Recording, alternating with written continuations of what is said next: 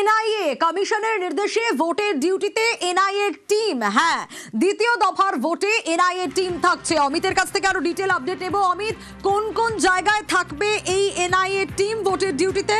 কি নির্দেশ কমিশনের? দেখো, অতি স্পর্শকাতর এলাকায় এমন 7টি জায়গা বেছে নেওয়া হয়েছে যেখানে এনআইএ টিম সাবধানতা অবশ্য বা সতর্কতামূলক ব্যবস্থা করার জন্য এনআইএ টিম পাঠানো হচ্ছে বা এনআইএ টিম যাচ্ছে। সেক্ষেত্রে কলকাতা পুলিশের অন্তর্গত ভাঙড় এবং কসবা এলাকায় যেমন এনআইএ টিম থাকবে, একই সঙ্গে বর্ধমানে খাগড়াগড় বা জেএমবি লিঙ্ক এই সমস্ত অতীতের বিভিন্ন বিস্ফোরণের ঘটনার সূত্র ধরে বর্ধমানেও এনআইএ টিম পাঠানো হচ্ছে। এছাড়া Hooghly, Nadia, Baruipur police district, Barrackpore police commissionerate এলাকায়, এছাড়া ডায়মন্ড হারবারের বিষ্ণুপুর থানা এলাকাতে এনআইএ টিম পাঠানো হচ্ছে বা এনআইএ টিম যাচ্ছে।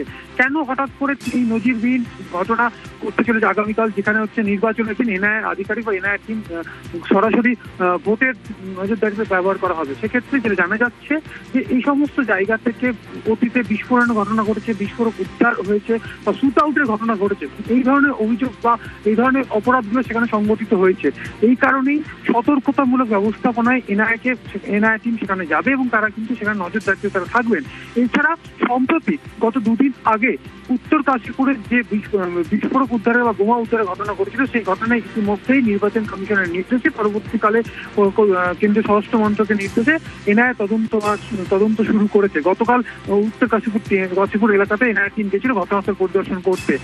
মার্চ মাসে বিজয়গঞ্জে ব্লাস্টের ঘটনা ঘটে, একজন মারা যায়, 2-3 জন আহত হয়েছিলেন। সেই ঘটনাকেও কিন্তু এনআইএ তদন্ত করছে।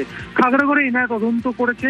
অন্যদিকে ব্যারাকপুরের বেশ কিছু ঘটনা ঘটেছে গত 2-1 বছরে, যেখানে এনআইএ তদন্ত করছে।